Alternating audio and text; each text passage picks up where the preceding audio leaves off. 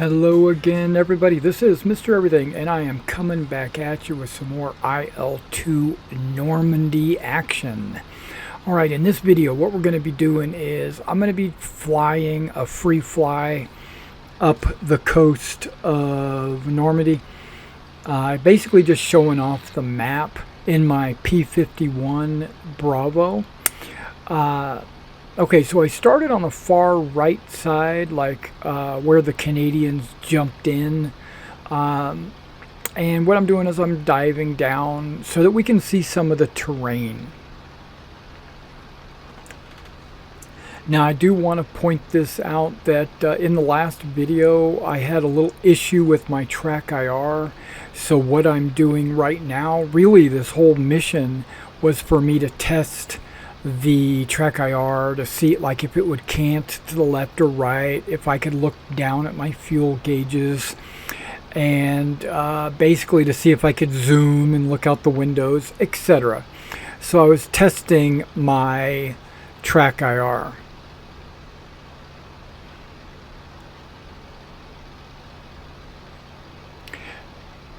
Also, there might be some dead air.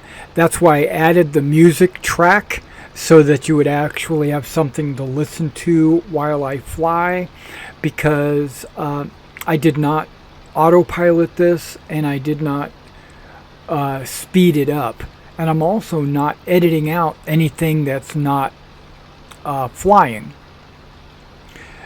Now right now we're coming up pretty close to the canal and Benneville.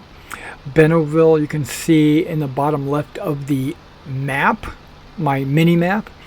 That is actually where Pegasus Bridge is located, and I wanted to get and fly low over Pegasus Bridge so we could actually see.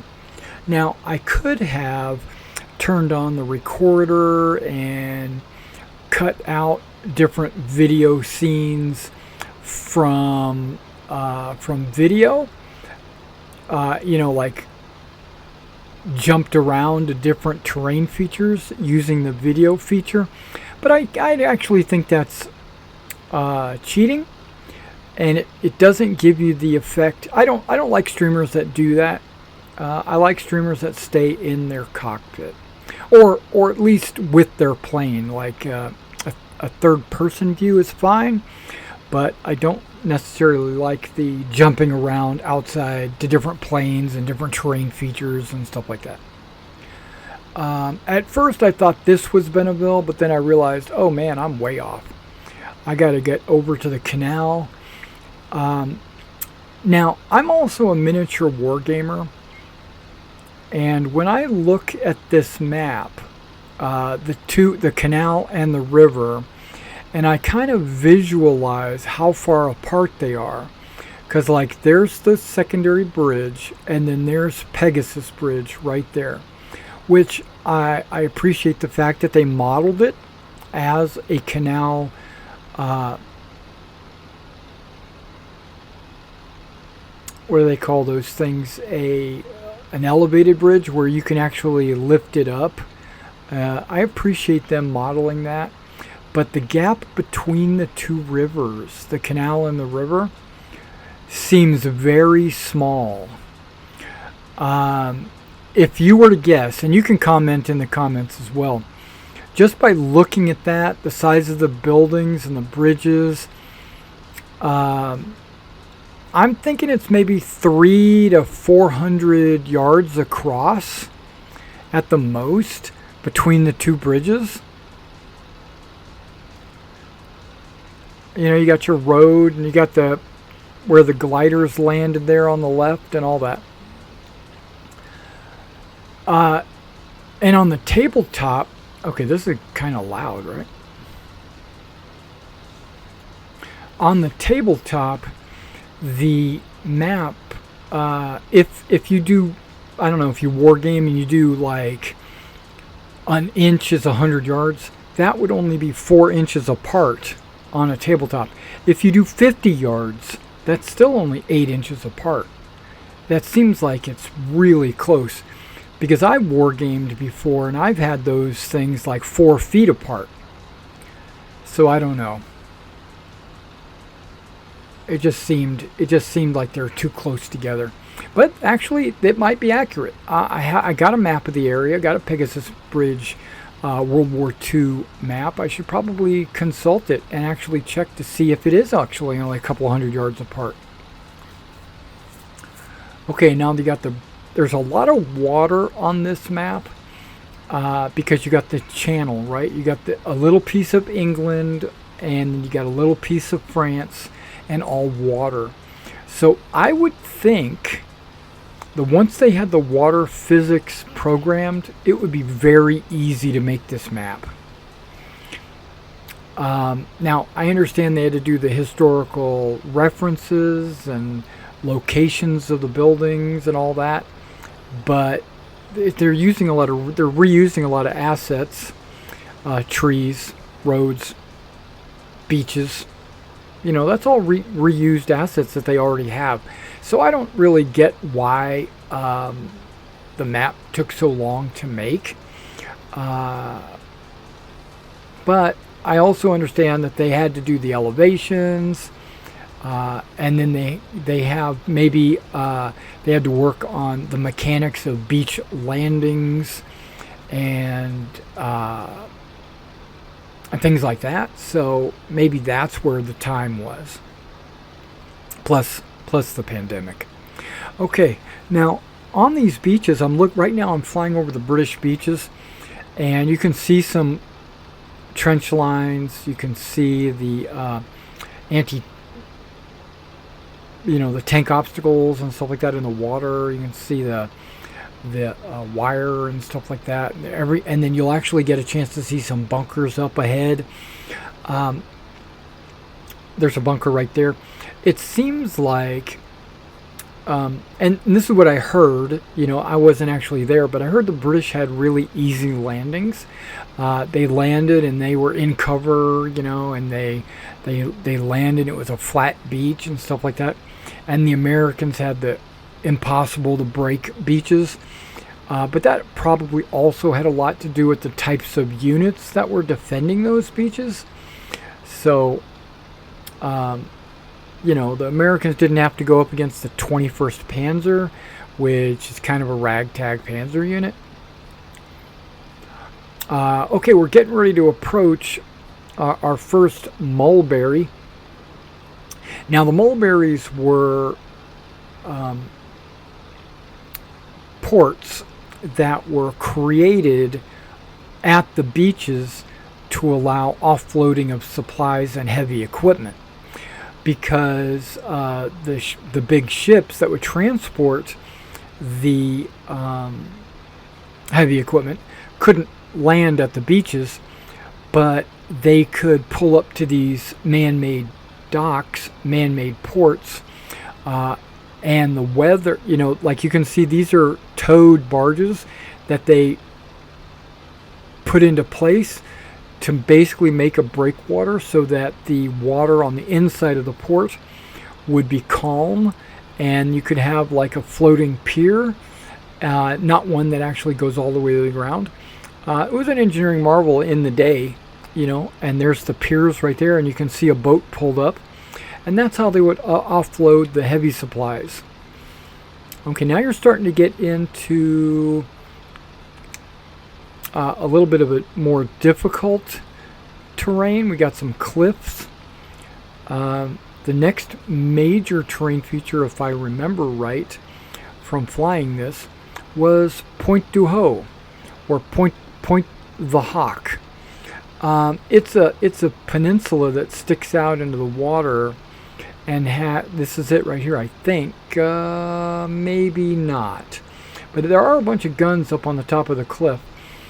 Point du Hoc actually is a peninsula that sticks out, and that's where, what was it, the 2nd Rangers? The 2nd Rangers had to climb the cliffs to get up and destroy the guns. Lost a lot of men doing that. But once they got up there, they found out that the guns were all fake There were telephone poles stuck into bunkers, making them look like they were guns. Now this is an actual port. This is not, and I noticed this. The color of the water changed. It's got like the dirty water coming out of it. I really appreciated that little subtle touch on the map. I thought I really appreciated that. I appreciate the little things. And you got these subtle undulations of the cliffs going up and down, up and down. I'm not sure how that would really affect an aerial game other than just aesthetics, just look. I mean, I'm sure I could fly directly into a cliff and crash, but looks like another Mulberry. It looks like we're into the we're getting ready to be into the American area, I think. I think we might still be in the British territory.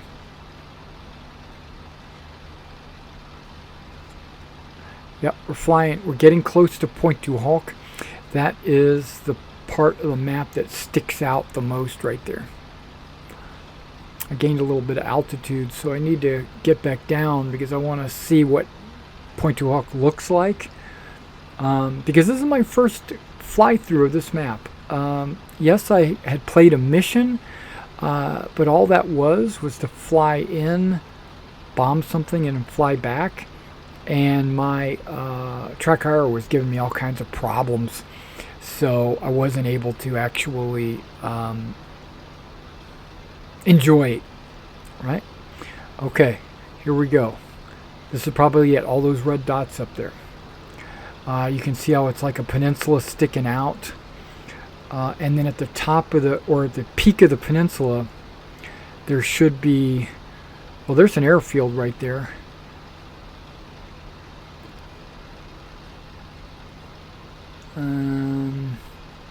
Okay, I'm looking for the peak of this peninsula.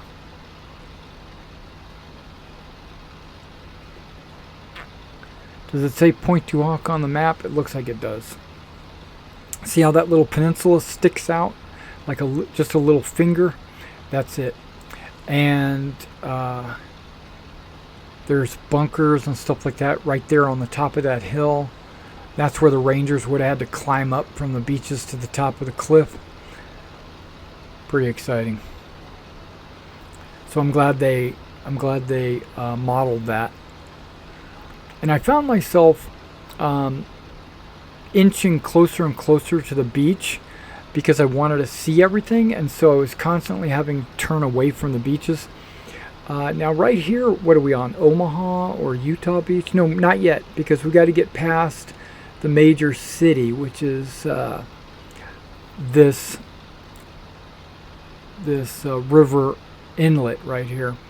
Once we get past the inlet, then we're actually on the American beaches, right? Or was Utah to the left of it and then Omaha's to the right of it or something? I can't remember my American beaches.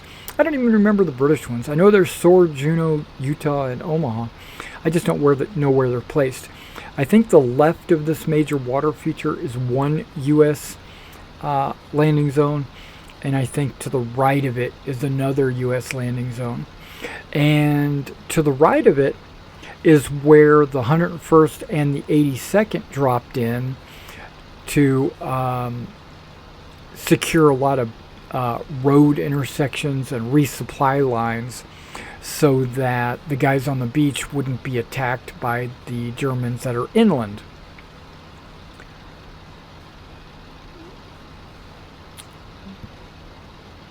Now, there is a feature that, like you can see Poplarville on the map.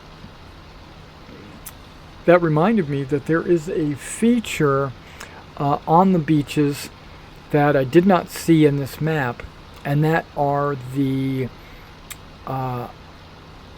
entries. They have exits, beach exits. Basically, there's like these small little cliffs that are cut by a road, so like people that would drive up and go visit the beach and stuff like that, they would take a drive and they would go up these roads,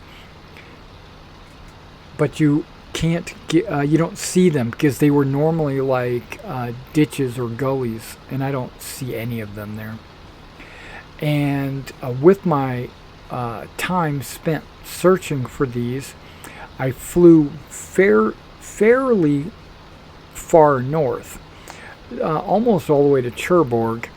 And so what I did was I will get to a point and I'll realize that I've gone too far, and then I will stop and turn around because I kind of wanted to take a look at some of the drop zones for the 101st and the 82nd.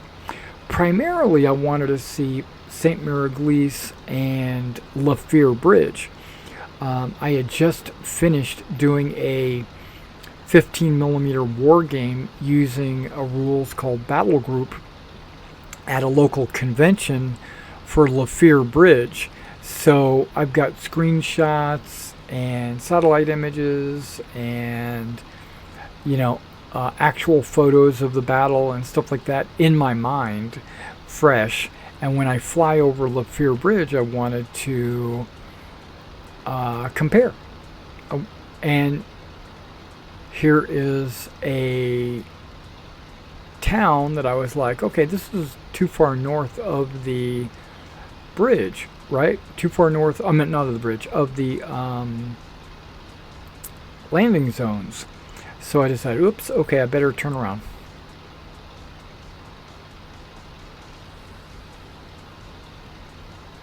That's why I'm checking the map. I'm like, where the hell am I? Okay, I'm in the wrong spot. Let's turn.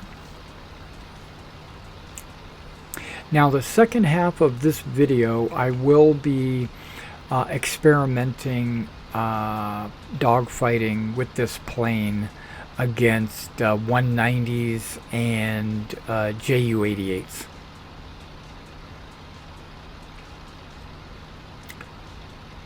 Okay, checking the map.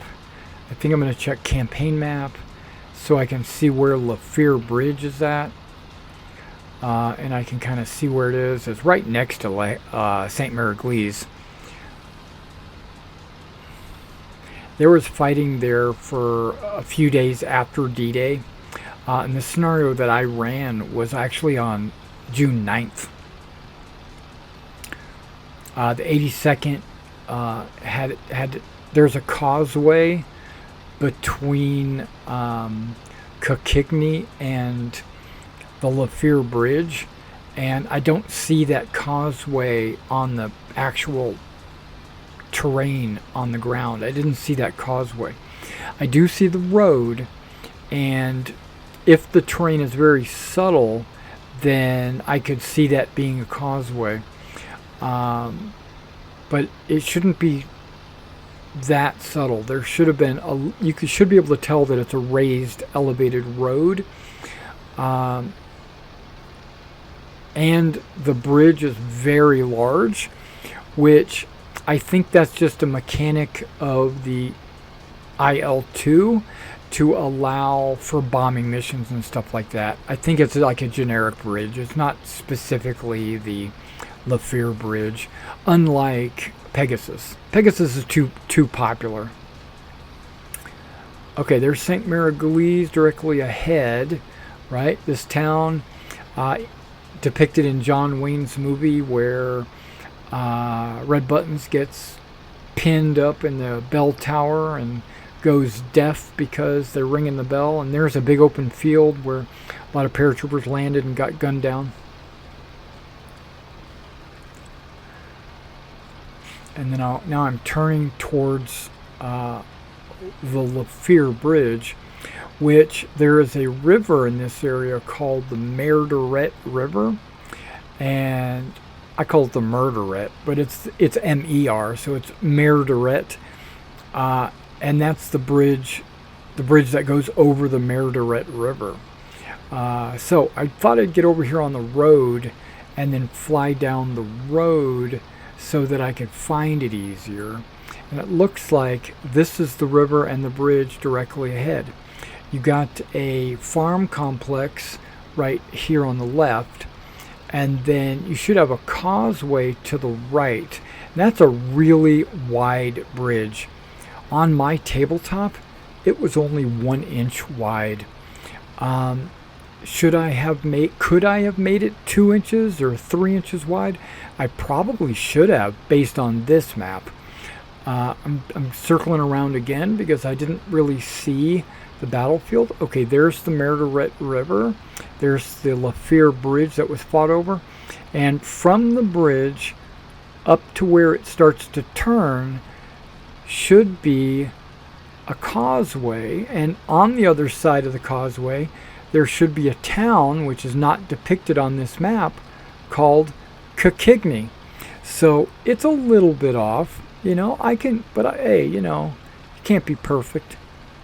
Can't be 100. I like the fact that there's a ton of trees and bushes and hedgerows. Where did this airfield come from? I don't know. Maybe it was there. I don't remember it being there. But then again, this is an airplane game and they got to put airfields everywhere. It also might be one of the airfields that were created afterwards, which was by the Allies. Okay, now here we go. We're going to jump into some dogfighting. In this first one,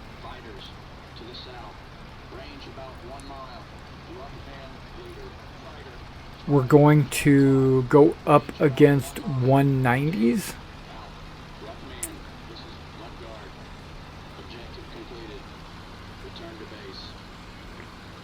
Now our Butterscotch, or whatever his name was, Mud Pounder, or Butt Munchkin, I don't know what his name was. He talks way too much. He's constantly telling me the mission's over, take a break. So I just try to ignore him.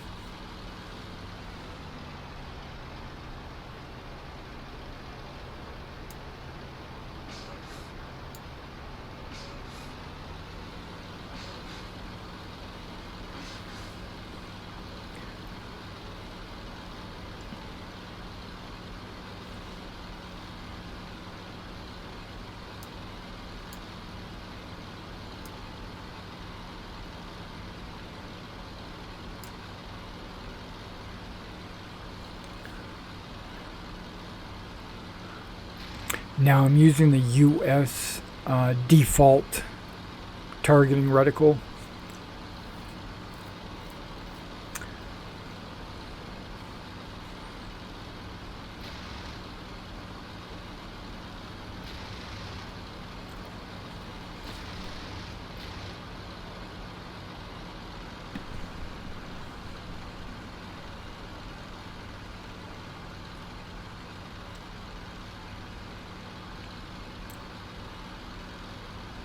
And I would never be able to find this guy without a marker on him. My eyes just aren't that good.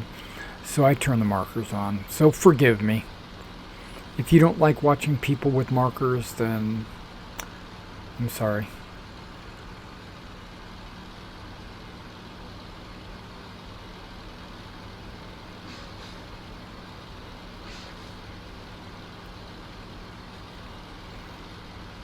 Now what I've done is my settings on this is infinite spawns of the 190s until I run out of ammo. So when I run out of ammo, they'll stop spawning.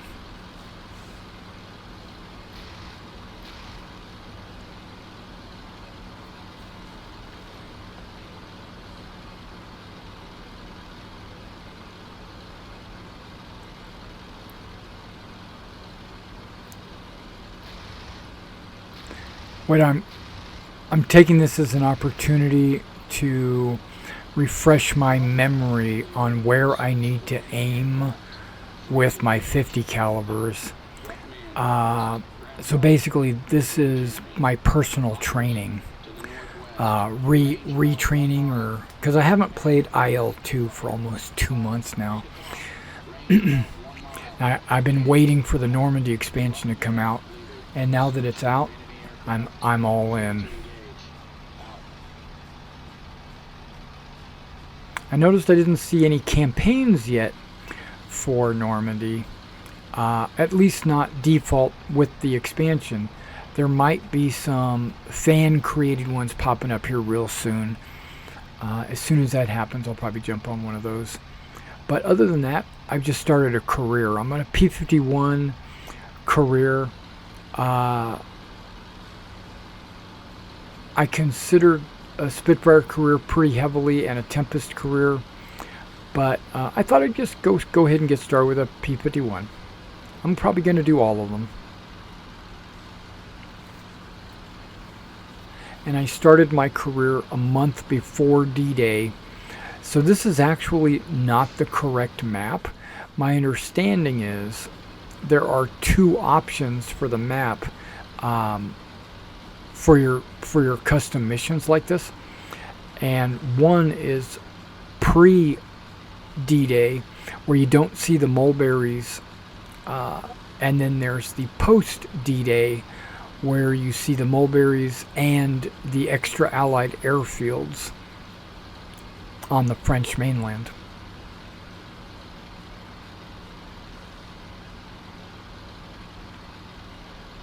And I can only imagine a mission that goes up on June 6th, what you would see on the beaches. I'm excited for maybe having that kind of a mission. We'll see.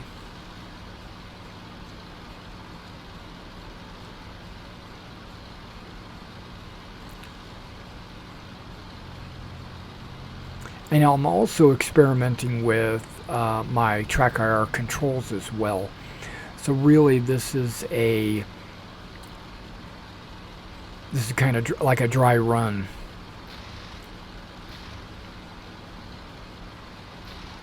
How zoomed in do I want to be for my reticle, you know, all that stuff.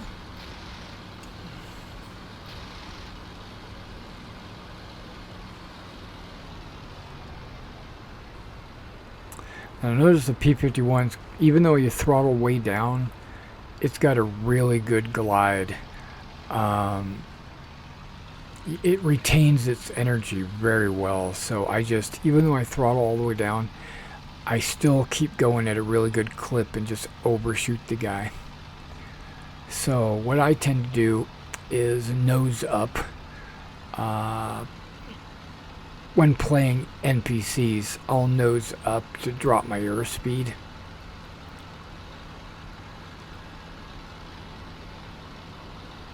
I'll have to reacquire them and then go back into the attack.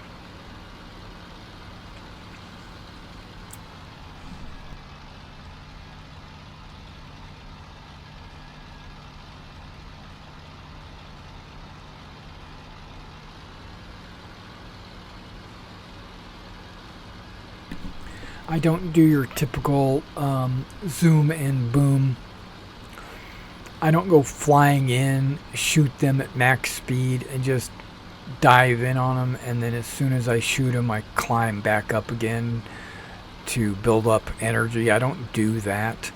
I don't care enough to do that. Everybody's got their own enjoyment, and to me that is not enjoyable. That's one reason why I prefer or sometimes enjoy flying the British planes, because they are not zoom and boom fighters. They're usually turn fighters, and that's kind of the way I like to play. And I don't care if it's a zoom and boom. You know, you can put it in the comments. You're not playing it right. You know, you're not diving in on them and shooting them and then reclimbing after you shoot and all that. I don't care.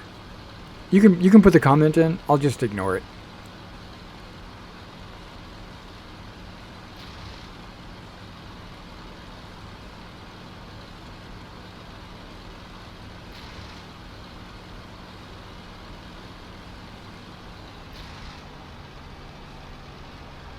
See how I just can't slow down enough. What I need is a drogue shoot, which I noticed that is a setting now. I don't remember seeing that. I'm sure this plane doesn't have it, but like the jets probably have those parachute brake systems. And a lot of jets are released in this, like the 410, I think, is in this expansion. It already had the 262. The 410. I think there's another jet as well. I don't remember. There are about, they say there's 10 planes released, but really they're kind of just models of pre-existing planes. Like there's another 190, there's another 109, there's another Ju-88, there's another 111, there's another P-51, there's another P-47. So they're basically, they are new planes. They do have their own flight characteristics and engines, but they're not like brand new planes, in my opinion. They're reskinned and restatted existing planes. Rockman, this is Groundhog. Objective completed. Return to base. Rockman, leader. Roger. See, and I say, I'm rough man, so I say, okay, yeah, I'm done. No, I'm not. I'm going to keep on going until I run out of ammo.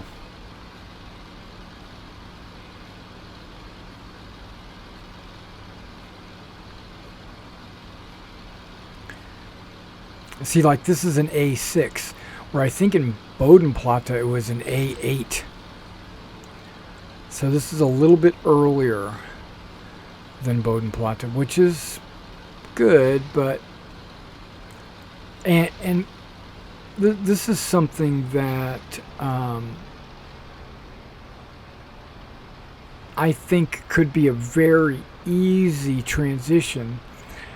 They could very easily put out some early war Spitfires, like the 1s and the 2s, and then they could, and the 5 even, but the 1s and the 2s, they could put out the Hurricane 1, you know, they could, the Blenheim, and the, maybe, what's that other plane, the Beaufort crash.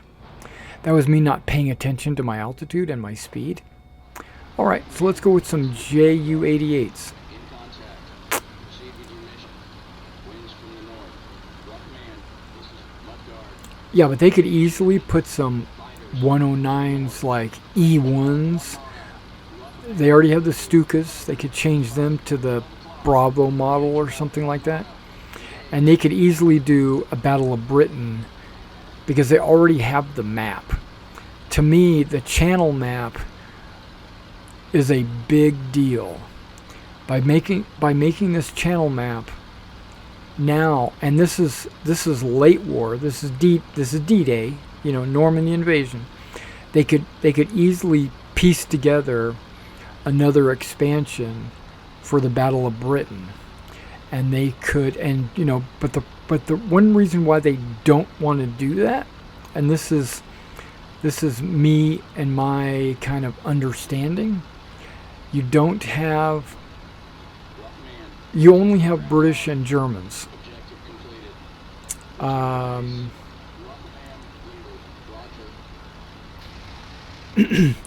But if I know my history right, there were American volunteers that flew in the RAF. And I would really like to play a Battle of Britain campaign, you know, where you gotta maybe shoot down some V1 rockets. You know, maybe you got to shoot down some German bombers coming in to bomb London. Maybe you've got to maybe if you're German, you got to fly across the channel, or maybe if they already have, what do they call them? Mosquitoes. So the Mosquitoes can do their missions across the canal. Yeah, so they could easily piece together and then throw in a few other planes.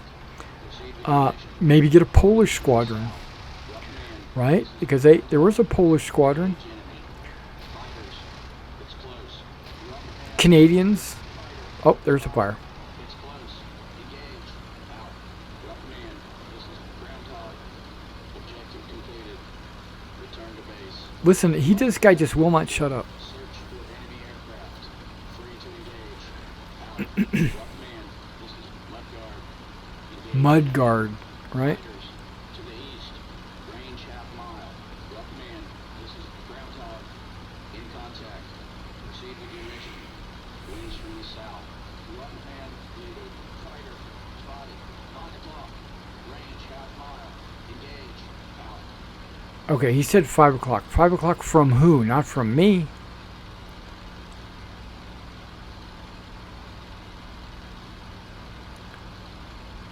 Five o'clock would be a very good direction if they were looking at me, but maybe it's 5 o'clock from his spotter position.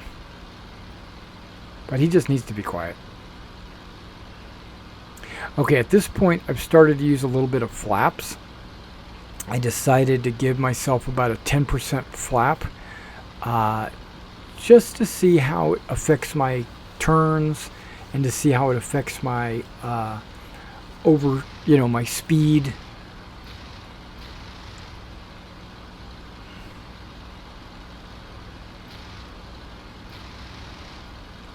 Got some good hits there on that wing. And that wing. See, he's bleeding, but and technically I probably would just let him go because I'm almost running out of ammo, you can see.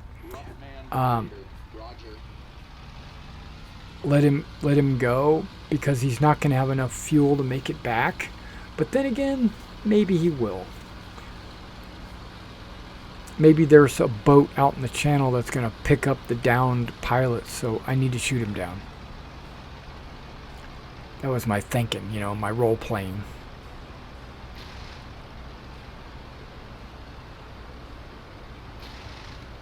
And I'm actually happy with my track IR throughout this entire day. I felt like, well, first of all, I do want to make this point. There was an update with track IR. I updated the track IR, and then I double checked to make sure that my joystick button was the button for recentering my controls, and it was. But I think all I needed to do was just restart the track IR after the update, and that should have fixed everything. Okay, he's on fire. And they're bailing out.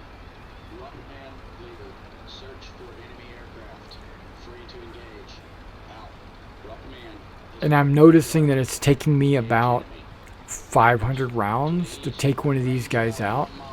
So this 100 and whatever I've got left is not going to be enough. I already know this. But I know they're going to keep spawning until I run out of ammo. So I consider just pulling the trigger and letting go all the ammo. But I said, nope, I'm going to challenge myself. And I also noticed, looking at that mirror, the mirrors, the reflections in the mirrors, they look a lot better. It's a subtle thing like that. I've used the mirror. I usually don't put mirrors on my planes because I can't see anything in them. But I was able to see clearly, behind me with this mirror.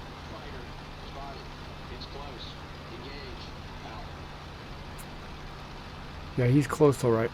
I'm burning up my engine is what I'm doing, so. Using a little bit of flap while I'm not behind him, but as soon as I get behind him, I raise the flaps so that I can build up some speed, because I want to, of course, you got to keep that energy going, but I want to make sure that I get up close before I start pulling the trigger. Also, it's a test for my aim. I'm checking my aim.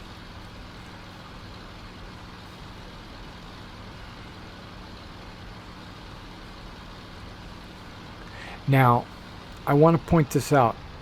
I shot two 190s down, and two 88s down because they went down in flames.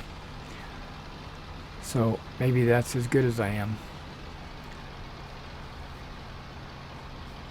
Okay, see, I'm slowing down because I don't want to overtake this guy. But then I think about it and I'm like, he's actually pretty fast. I'm having a hard time keeping up with him, so I might as well just juice it a little bit.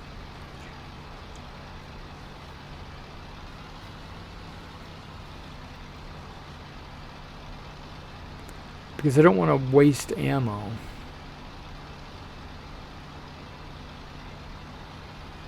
Now there's supposed to be a knob. You can see it directly in my face. There's a knob for deflection ranges, and another dial for width of the sight. Okay, I felt good about that. Got a little bit of fuel or coolant going. Looks like coolant. So in my mind, I'm thinking he's not going to make it back to France. But that's only going to be one engine shutting off, and he's got another engine he could use.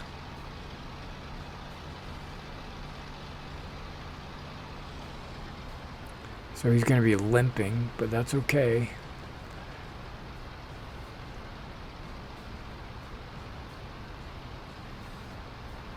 So I got to either take care of the other engine or get him on fire.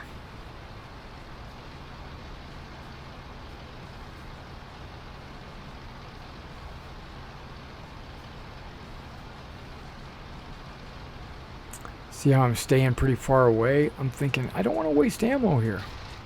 But I do.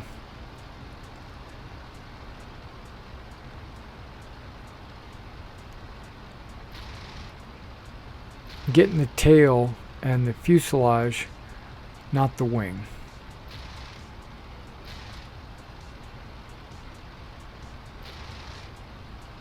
Okay, I think I got both sides at this point. So he should be leaking coolant out of both wings.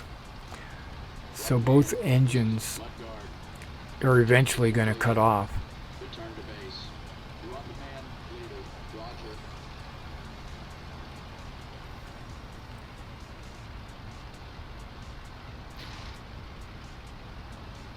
Rockman, this is Groundhog. Objective completed. Return to base. I'm getting super low on ammo. Rockman, this is Mudguard. In contact. Proceed with your mission. But you can see how he's leaking. Rockman, leader. Copy.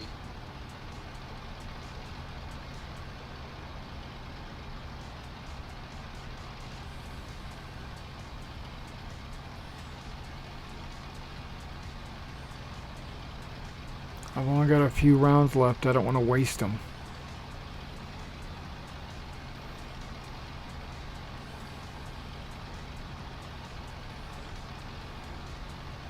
Alright, I'm inching my way closer. Now, I thought the Ju-88 had a tail gunner, but I guess I could be wrong, but I thought it did.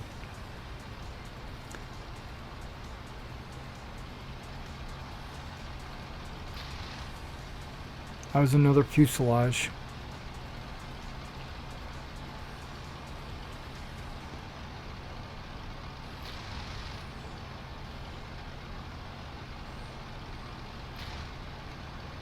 It should be out. So now I'm looking at the map and I'm seeing my airfield is to my rear.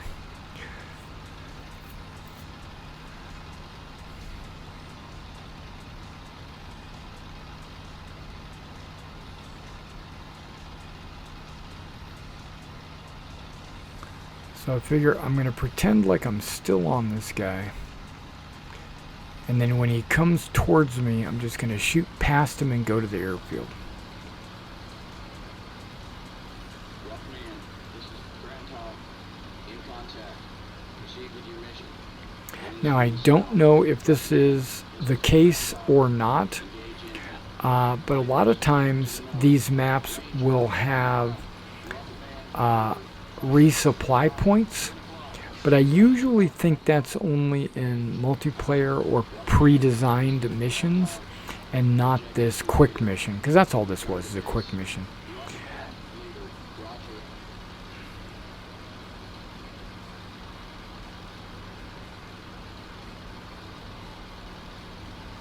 Okay, well, I can see where the spotter was on the map, and he has a... Yeah. He's the one that's talking to me, that spotter. And there's the airfield at my 11 o'clock.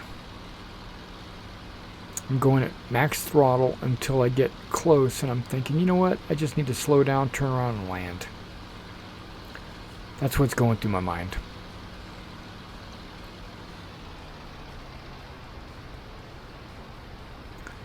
Okay, so I've decided to slow down. I know this guy's a little bit behind me. I don't know if the anti-aircraft guns are active or not. I don't hear them firing. But that's okay. I don't think, if this guy gets close to me, I don't think he's going to be able to shoot me down, because I'm just going to turn and land. And I think I'm going to out-turn him.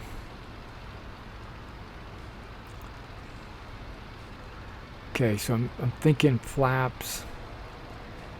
Gear is going down. It's going to slow me down.